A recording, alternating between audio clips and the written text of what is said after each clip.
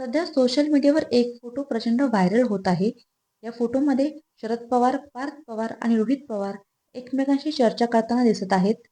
हा फोटो बारामतीतील सहयोग सोसायटीमधील अजित पवारांच्या निवासस्थानी काढलेला असून तो केवळ एक फोटो नसून महाराष्ट्रातल्या राजकारणात अनेक प्रश्न निर्माण करणारा ठरत आहे. अजित पवार यांच्या अपघाती मृत्यूनंतर पवार कुटुंबावर मोठे दुःख कोसळलं आहे. तसाच धक्का राज्यातील राजकीय समीकरणांनाही बसला आहे. 28 जानेवारी रोजी सकाळी बारामती विमानतळावर अजित पवार यांचा विमान अपघातात दुर्दैवी मृत्यू झाला. या घटनेने संपूर्ण महाराष्ट्र हादरून गेले. पवार कुटुंब, राजकीय नेते आणि कार्यकर्ते या धक्क्यातून सावरत असतानाच राजकीय हालचालींना सुरुवात झाली. 29 जानेवारी रोजी अजित पवारांचे अंत्यविधी पार पडले. 30 जानेवारीला सावरण्याचा विधी झाला. या दिवशी शरद पवार हे पार्थ पवार आणि जय पवार यांच्यासोबत दिसून आले. याच दिवशी सर्व उत्तरक्रिया पूर्ण झाल्याचे सांगण्यात आले. 31 जानेवारी हा दिवस मात्र महत्त्वाचा ठरला. याच दिवशी सुनेत्रा पवार उपमुख्यमंत्री म्हणून शपथ घेणार असल्याचे निश्चित झालं होतं.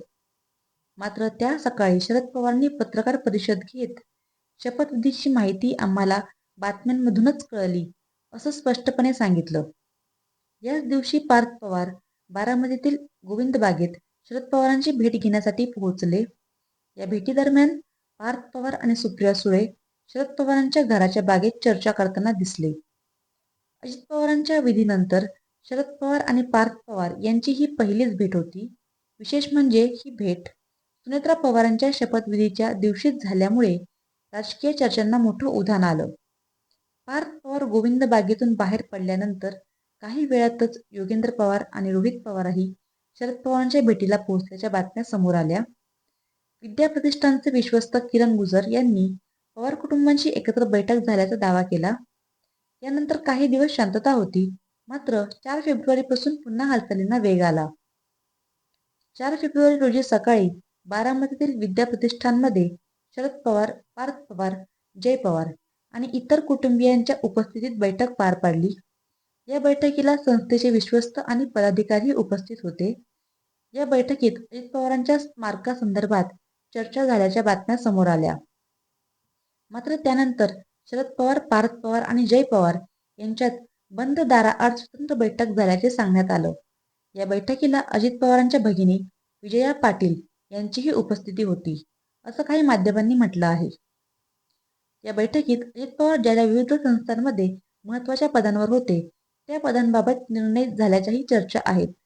माळेगाव साखर कारखाना, Vidya Pratishthan, Maharashtra Olympic association, Vasantdada sugar institute, Rayat Shikshan Sanstha आणि पुणे जिल्हा शिक्षण मंडळ या सर्व ठिकाणी अजित पवार महत्त्वाच्या भूमिकेत होते. 4 फेब्रुवारीच्या संध्याकाळी शरद पवार अजित पवारांच्या सहयोग सोसायटीमधील निवासस्थानी पोहोचले. तेथे मोठी गर्दी होती. शरद पवारांनी अजित पवारांच्या फोटोसमोर श्रद्धांजली वाहिली आणि थरथरत्या हातांनी दर्शन घेतलं. यावेळी पार्थ पवार त्यांच्यासोबत होते. सुनेत्रा पवारांसह संपूर्ण पवार कुटुंब एकत्र आलेलं होतं. 5 फेब्रुवारी रोजी पुन्हा एकदा विद्या प्रतिष्ठानमध्ये पवार कुटुंबियांची बैठक पार पाडली. या बैठकीला शरद पवार, प्रतिभा पवार, राजेंद्र पवार, श्रीनिवास पवार, रोहित पवार आणि योगेंद्र पवार उपस्थित होते. नंतर पार्थ पवार आणि जय पवारही या बैठकीत सहभागी झाल्याच्या बातम्या आल्या. या बैठकीत अजित पवारांच्या प्रस्तावित स्मारकाचा आणि संग्रहालयाचा आराखडा ठरवण्याचे सांगण्यात आले.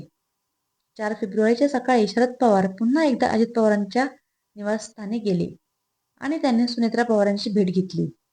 त्यानंतर शरद पवार थेट विद्या प्रतिष्ठानमध्ये गेले. याच दिवशी संध्याकाळी सांत्वनपर भेटीचे आयोजन करण्यात आलं. यावेळी शरद पवार, पार्थ पवार आणि रोहित पवार यांच्यातील चर्चा सुरू झालेले फोटो सोशल मीडियावर व्हायरल झाले. 7 फेब्रुवारीच्या सकाळी पुन्हा एकदा शरद पवार, पार्थ पवार आणि जय पवार विद्या प्रतिष्ठानमध्ये भेटले. रोहित पवारही या बैठकीला उपस्थित होते. मात्र या बैठकीत नेमकी काय चर्चा झाली हे अद्यापही अधिकृतपणे समोर आलेलं नाही. थोडक्यात सांगायचं झालं तर अजित पवारांच्या मृत्यूनंतर 4 फेब्रुवारीपासून जवळपास दररोज शरद पवार आणि पार्थ पवार यांच्यात भेटी आणि बैठका सुरू आहेत. त्यामुळे आता प्रश्न उपस्थित होत आहेत की राज्यसभेवर कोण जाणार? दोन्ही राष्ट्रवादी एकत्र येणार का? राष्ट्रीय अध्यक्षपद कोणाकडे जाणार? आणि बारामतीत सुरू असलेली ही हालचाल महाराष्ट्राच्या राजकारणाला नवं वळण देणार का? याकडे संपूर्ण राज्याचं लक्ष वेधलेलं आहे. तसेच तुम्हाला याबद्दल काय वाटते, तुमची मते आम्हाला कमेंटमध्ये जरूर कळवा व अशाच नवनवीन राजकीय घडामोडी पाहण्यासाठी आमचं चॅनल सबस्क्राईब करा. धन्यवाद.